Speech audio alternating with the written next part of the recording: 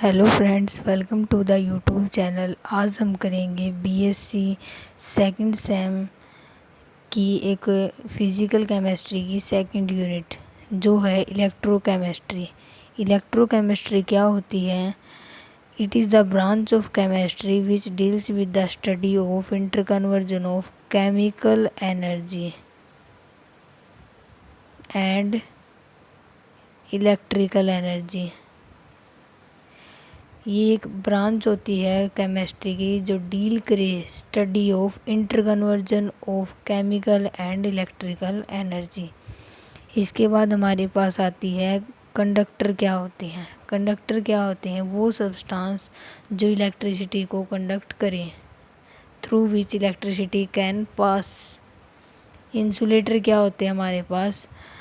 और non conductor वो substance होते हैं जो इलेक्ट्रिसिटी कंडक्ट ना करे, do not conduct electricity, through which electricity can not pass, can not. फिर ये दो टाइप्स के होते हैं कंडक्टर। फर्स्ट क्या है? Electronic conductor. इलेक्ट्रॉनिक कंडक्टर क्या होते हैं? The substance which conduct electricity without undergoing any chemical change. वो सब्सटेंस जो इलेक्ट्रिसिटी को कंडक्ट करें पर उनके अंदर केमिकल चेंज नहीं आता। जैसे एग्जांपल मेटल्स हो गए, ग्रेफाइट हो गए और सम मिनरल्स भी होते हैं। और इसमें क्या है? जो कंडक्शन है through electronic conductors is due to movement of electrons in them. जो कंडक्शन होता है इलेक्ट्रॉनिक कंडक्टर्स में वो किसके द्वारा होता है? मूवमेंट ऑफ इलेक्ट्रॉन्स के द्वारा होता है। फिर आगे हमारे पास आता है इलेक्ट्रोलाइटिक कंडक्टर्स। इलेक्ट्रोलाइटिक कंडक्टर्स क्या होते हैं? The substance which conduct electricity in their molten state through their aqueous solution and also undergoes chemical decomposition. वो सब्सटेंस होते हैं जो क्या करें? इलेक्ट्रिसिटी को कंडक्ट करें मोल्टन स्टेट में और एक्वस सॉल्यूशन में से, और केमिकल डिकम्पोजिशन में भी जाएं, मतलब उन्हें केमिकली थोड़ा चेंज भी आता है।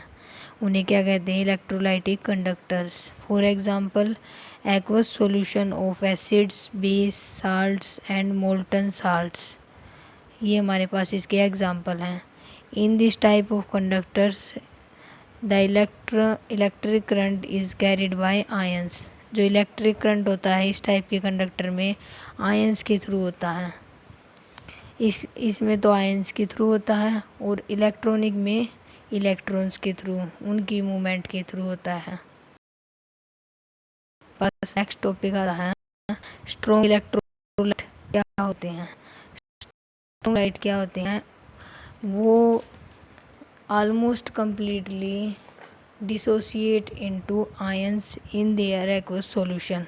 वो इलेक्ट्रोलाइट होते हैं जो ऑलमोस्ट completely dissociate हो जाएं into ions in their aqueous solution। aqueous solution में वो completely dissociate हो जाएं आयंस के अंदर। For example minerals, acid like HCl, H2SO4, base like NaOH, KOH, ETC। जैसे साल्ट्स हो गए NaCl, NH4Cl, ETC, बहुत ज़्यादा और भी होते हैं। फिर हमारे पास आते हैं वीक इलेक्ट्रोलाइट। वीक इलेक्ट्रोलाइट क्या होते हैं? Dissociate in aqueous solution to small extent. मतलब डिसोशिएट तो होंगे पर कम होंगे। वो क्या होते हैं? Weak electrolyte. They have low degree of dissociation. इनकी डिग्री ऑफ डिसोसिएशन भी क्या होती है? बहुत ही कम होती है। इसके एग्जाम्पल क्या हो गए हमारे पास?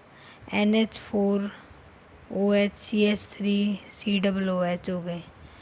इसके बाद क्या बता रखा है? जो aqueous solution contains ions in equilibrium with undissociated molecules. जो इनका एक्वस सॉल्यूशन है वो क्या कंटेन करता है? आयंस इक्विलिब्रियम में और अनडिसोशिएटेड मॉलिक्यूल्स के साथ। ये रहा। Their aqueous solution contain ions in equilibrium with undissociated molecules के साथ। फिर इसके बाद हमारे पास क्या आते हैं? Next definition. नॉन इलेक्ट्रोलाइट क्या होते हैं? नॉन इलेक्ट्रोलाइट क्या होते हैं? The substance which do not conduct electricity either in their molten state और थ्रू देयर एक्वस सॉल्यूशन। वो सब्सटेंस जो इलेक्ट्रिसिटी कंडक्ट नहीं करते मोल्टन स्टेट में से और एक्वस सॉल्यूशन में से, उन्हें हम क्या बोलते हैं, नॉन इलेक्ट्रोलाइट्स बोलते हैं। जैसे एग्जांपल क्या हो गया, इथाइल अल्कोहल, शुगर हो गई, ग्लूकोज, और बहुत ज़्यादा भी एक्सेट्रा बहुत ज़्यादा और होते हैं। इसके बाद हमारे पास क्या है, फैक्टर अफेक्टिंग दी इलेक्ट्रोलाइटिक कंडक्शन। इलेक्ट्रोलाइटिक कंडक्शन को कौन कौन से फैक्टर अफेक्ट करते हैं। फर्स्ट फैक्टर हमारे पास है inter ionic attraction. Inter ionic attraction है फर्स्ट हमारे पास। इसमें हमें क्या बताया गया है, these are the attractive interaction. ये अट्रैक्टिव इंट्रैक्शन होते हैं between ions formed by electrolytes. ये इलेक्ट्रोलाइटिक ये क्या होते हैं, अट्रैक्शन होते हैं बहुत ही attractive between ions formed by electrolyte solution के अंदर, और आर नोन एज, इनको हम क्या बोलते हैं, सोल्यूट इंट्रैक्शन। इन्हें हम क्या बोलते हैं, सोल्यूट इंट्रैक्शन। क्या हुई इसकी definition, these are the attractive interactions between ion formed by, किसके द्वारा, electrolytes in solution. Electrolyte solution में होते हैं उनके द्वारा, उन्हें हम क्या बोलते हैं, सोल्यूट इंट्रैक्शन। नेक्स्ट, अगर ये इंट्रैक्शन हमारे ज़्यादा हो जाए, larger the inter ionic attractions, ये अट्रैक्शन अगर ज़्यादा हो गए तो क्या होगा, lesser is the freedom of movement of ions. तो उससे क्या होगा, जो आयंस क्या होंगे वो कम मूव करेंगे, जिसके कारण क्या होगा, smaller will be the electrical conductivity. तो इलेक्ट्रिकल कंडक्टिविटी डिक्रीज हो जाएगी। इसके बाद the solvation of ions. Solvation of ions क्या होती है हमारे पास, these are the attractive attractions between the ions of electrolyte and molecules the solvent and are known as solute solvent interactions. ये अट्रैक्टिव इंट्रैक्शन किसके बीच होते हैं, आयंस ऑफ इलेक्ट्रोलाइट और मोलिक्यूल्स ऑफ सॉल्वेंट के बीच। इन्हें हम क्या बोलते हैं, सोल्यूट-सॉल्वेंट इंट्रैक्शंस। अगर ये सोल्यूट-सॉल्वेंट इंट्रैक्शन ज़्यादा हो जाए, मतलब ये ज़्यादा हो गई तो क्या होगा, लार्ज क्या होगी, सॉल्वेशन क्या हो जाएगा, लार्ज ज़्यादा हो जाएगा, जिसके कारण lower will be the electrical conductivity क्या हो जाएगी, डिक्रीज हो जाएगी। इसके बाद नेक्स्ट हमारे पास आती है विस्कोसिटी ऑफ सोलवेंट की विस्कोसिटी। ये क्या होती है, larger will be the solvent interaction. अगर सोलवेंट इंट्रैक्शन ज़्यादा हुई तो larger will be the viscosity क्या हो जाएगी, large, and more will be the hindrance to movement of ions के जो इंड्रेंस क्या हो जाएगी, बहुत ही ज़्यादा हो जाएगी, और हैंस इससे क्या पता चलता है, lower will be the electrical conductivity वो भी क्या हो जाएगी, कम हो जाएगी। इसके बाद नेक्स्ट हमारे पास है टेम्परेचर का क्या इफ़ेक्ट होगा, the temperature of electrolytic solution is increase. अगर टेम्परेचर हमने क्या किया, इंक्रीज किया, the kinetic energy also increase. Kinetic energy भी क्या हो जाएगी, टेम्परेचर इंक्रीज करने से इंक्रीज हो जाएगी, जिसके कारण क्या होगा, हमारे पास kinetic energy increase, temperature increase, kinetic energy increase, तो क्या होगा, ये क्या होगा, इससे increase in the electrical conductance of electrolytic solution. तो इलेक्ट्रिकल कंडक्टेंस क्या हो जाएगी, इंक्रीज हो जाएगी, टेम्परेचर के बढ़ाने से इंक्रीज होती है। नेक्स्ट क्या हमारे पास इक्विवेलेंट कंडक्टेंस क्या होती है। इक्विवेलेंट कंडक्टेंस क्या होती है, the conductance of a solution containing 1 gram of equivalent of electrolyte dissolved in V cm³ of solution. जो कंडक्टेंस है ना सॉल्यूशन की 1 ग्राम इक्विवेलेंट हो इलेक्ट्रोलाइट सॉल्यूशन में, और जो डिजोल्व हो किसमें, V cm³ सॉल्यूशन के अंदर, सच दैट क्या होगा, whole solution is placed between two electrolytes, जो सारा सॉल्यूशन होगा वो किस में प्लेस होगा, टू इलेक्ट्रोड्स के बीच में, वो 1 सेंटीमीटर एक दूसरे से दूर होंगे। और इसको हम किसे, वो जो ये इलेक्ट्रिक इक्विवेलेंट कंडक्टेंस है, इसको हम लैम्डा इक्विवेलेंट से क्या करते हैं, रिप्रेजेंट करते हैं। ठीक है, टॉपिक क्या आया, नेक्स्ट हमारे पास इलेक्ट्रिकल रेजिस्टेंस और कंडक्टेंस। इलेक्ट्रिकल रेजिस्टेंस और कंडक्टेंस हमारे पास क्या होती है। Electrolytic solution conduct electricity through them by the movement of ions towards the electrodes. Electrolytic solution electricity conduct करता है movement of ions towards electrode की टुवर्ड्स करके। ठीक है, ओम्स लॉ के अकॉर्डिंग क्या होता है, V is equal to I R, तो हम क्या कर सकते हैं, I is equal to V upon R. V क्या है यहाँ पर, potential difference across two ends in volt, और आर रेजिस्टेंस इन ओम। तो आर ओम क्या हो गई हमारे पास, V अपॉन आई। वी की हमारे पास वोल्ट में है और आई करंट किस में है, एम्पीयर में है। अकॉर्डिंग टू दिस हमारे पास क्या आया, if substance offers less resistance so it will allow more electrical current to pass through it. अगर रेजिस्टेंस कम हो जाती है तो इलेक्ट्रिक करंट क्या होगा, ज़्यादा फ्लो करेगा। रेजिस्टेंस कम हो जाएगी तो हमारा इलेक्ट्रिकल करंट कम फ्लो करेगा। तो जो एबिलिटी होती है सब्सटेंस की टू कंडक्ट इलेक्ट्रिसिटी और रेसिप्रोकल ऑफ इलेक्ट्रिकल रेजिस्टेंस, वो हमें क्या बताता है, वो क्या होती है हमारे पास, कंडक्टिविटी होती है। कंडक्टिविटी बोल दो चाहे कंडक्टेंस बोल दो, रेजिस्टेंस का रेसिप्रोकल क्या होती है हमारे पास, कंडक्टेंस। वो क्या होती है C, उसको 1/R ओम इनवर्स उसकी यूनिट होती है, और हम उसको साइमन्स भी बोल सकते हैं कंडक्टेंस की। ठीक है, इसके बाद हमारे पास क्या है, units of electrical conductivity. Electrical conductivity की यूनिट्स क्या होती हैं, तो इलेक्ट्रिकल कंडक्टिविटी की यूनिट्स क्या होंगी, कैसे निकालेंगे हम उनको। इलेक्ट्रिकल कंडक्टिविटी का हमें फॉर्मूला तो पता होता है कि क्या होता है, electrical conductivity is equal to K multiply by V, और इसको हम कैसे लिखेंगे, K इंटू वी हो गया हमारे पास 1/R multiply R upon A cross V। तो इससे क्या है, यूनिट बनी है ohm inverse, centimetre inverse, equivalent inverse, Simon centimetre square, equivalent inverse, ऐसे भी बोल सकते हैं। ये हमारे पास उसकी यूनिट। इसके बाद हमारे आती है स्पेसिफिक रेजिस्टेंस। स्पेसिफिक रेजिस्टेंस हमारे पास क्या होती है, the resistance of a conductor is directly proportional to its length and inversely proportional to area of cross section। जो रेजिस्टेंस किसके डायरेक्टली प्रोपोर्शनल होती है, लेंथ की, और इन्वर्सली प्रोपोर्शनल होती है एरिया के।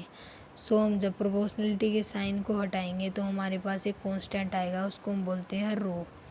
इसे हम इक्वेशन फर्स्ट बोलते हैं। उसी रो को क्या बोलते हैं हम, स्पेसिफिक रेजिस्टेंस और रेजिस्टिविटी। उसे ही क्या बोलते हैं, स्पेसिफिक रेजिस्टेंस और resistivity. The value of rho depends upon material of conductor. Conductor के मटेरियल के ऊपर डिपेंड करती है इसकी वैल्यू। इसको हम कैसे लिखेंगे, rho is equal to R multiply A upon L. तो इसकी यूनिट क्या हो जाएगी, हमारे पास रेजिस्टेंस की क्या होती है, ओम, एरिया क्या होता है, सेंटीमीटर स्क्वायर, और ये क्या होती है, सेंटीमीटर। तो एक से कैंसिल हो जाएगा तो ओम सेंटीमीटर, या फिर और सेकंड इसकी डेफिनेशन बताएंगे हम। अगर लेंथ हो जाए 1 सेंटीमीटर, एरिया भी 1 सेंटीमीटर, तो क्या होगा, रो रेजिस्टेंस के इक्वल हो जाएगी। तो इससे क्या डेफिनेशन बनी है, specific resistance of a conductor is equal to resistance. Specific resistance या फिर रेजिस्टिविटी कंडक्टर की रेजिस्टेंस की इक्वल होगी। कब होगी, जब एरिया ऑफ क्रॉस सेक्शन 1 हो जाए और length is also 1। Area of cross section and length हमारे पास क्या हो जाए, 1 हो जाए। ठीक है, इसके बाद नेक्स्ट हमारे पास क्या है, स्पेसिफिक कंडक्टेंस। स्पेसिफिक कंडक्टेंस हमारे पास क्या होती है, it is a reciprocal of resistance. Reciprocal है, इसे हम कापा से डिनोट करते हैं। के को हम क्या बोलते हैं, कापा। कापा किसके इक्वल होती है, 1/रो के।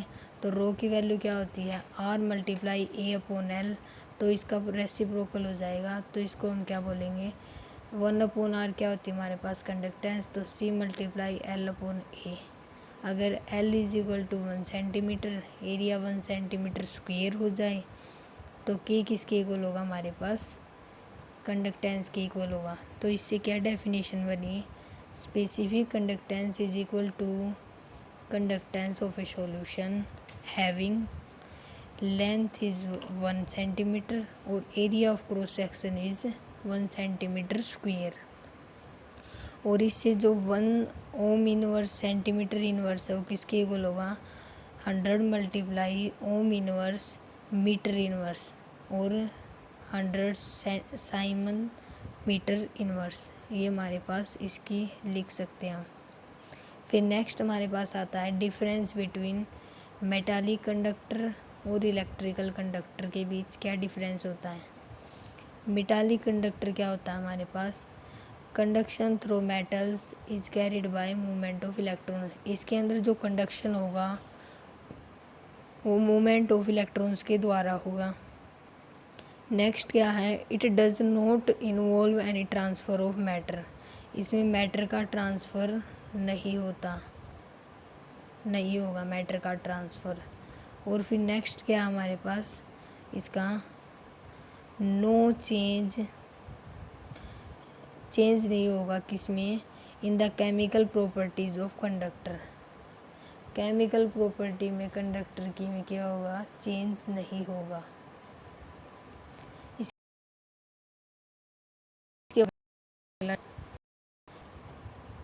ये क्या करती हैं metallic conductor, it's show increase in resistance with increase in temperature. अगर टेम्परेचर को हम इंक्रीज़ करेंगे तो जो इसकी रेजिस्टेंस है वो भी क्या होगी, इंक्रीज़ हो जाएगी। नेक्स्ट क्या है, conductivity of metal is generally high. जो कंडक्टिविटी इन मेटल्स की वो क्या होती है, हाई होती है।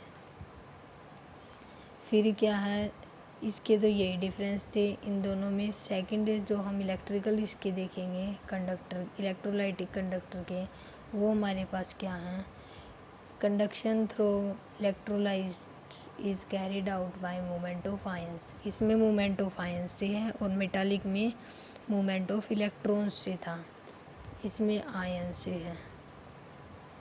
फिर इसमें 18 mole transfer of matter as ion. इसमें मैटर का ट्रांसफ़र नहीं था और इसमें मैटर का ट्रांसफ़र होता है एज आयंस। और नेक्स्ट क्या है इसमें, it involve chemical change resulting in decomposition of electrolyte. इसमें क्या होगा, केमिकल चेंज होगा, इसमें केमिकल चेंज नहीं था। It show decrease in resistance with increase in temperature. इसमें तो क्या थी, resistance increase with increase in temperature और इसमें रेजिस्टेंस डिक्रीज होगी विद इंक्रीज इन टेम्परेचर। और कंडक्टिविटी इनकी क्या होती है, जनरली लो होती है, उनकी क्या थी, हाई थी। ये इनके बीच डिफरेंस है। ये क्वेश्चन पूछा भी जाता है एग्ज़ाम में, तो इसको थोड़ा अच्छे से करना। तो आज के लिए इतना ही। कल हम करेंगे relationship between specific conductance and equivalent conductance. आज के लिए इतना ही। Thanks for watching video. अगर आपने चैनल को सब्सक्राइब नहीं किया तो सब्सक्राइब करना, लाइक करना, बेल आइकन को ज़रूर दबा देना ताकि आने वाली वीडियोस का नोटिफिकेशन आपको मिलता रहे। ओके ठीक है, चलो आज के लिए इतना ही।